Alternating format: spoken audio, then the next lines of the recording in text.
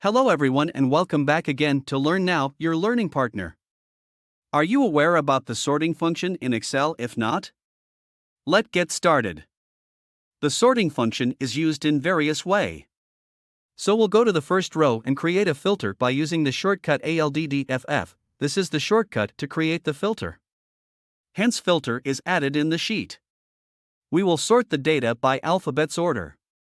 So we will go to the column C and sort in from A to Z so we can see that the first blinder, D, P and so on. If we sort it from Z to A, it will come in reverse order. This is one type of sorting. The other type of sorting is done for the numbers. So we will go to the column D and will sort in ascending order. So we will get the smallest number first and so on.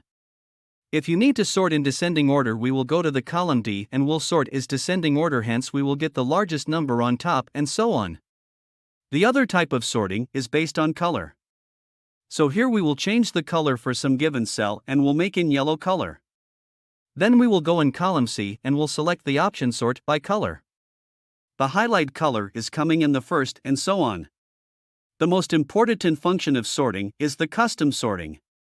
So we will go in any column. For example, here we will go in column D and we will select the option sort by custom. Hence the pop-up window is open in front of the screen. Here we already have one condition.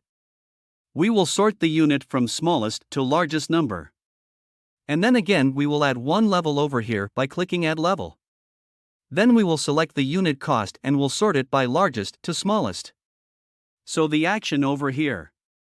First, Excel will sort the column D from smallest to largest, then it will sort column E from largest to smallest.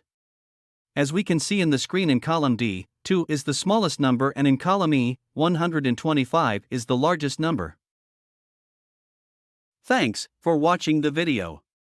That's it for today. I hope you have learned something new. Don't forget to subscribe, share and follow.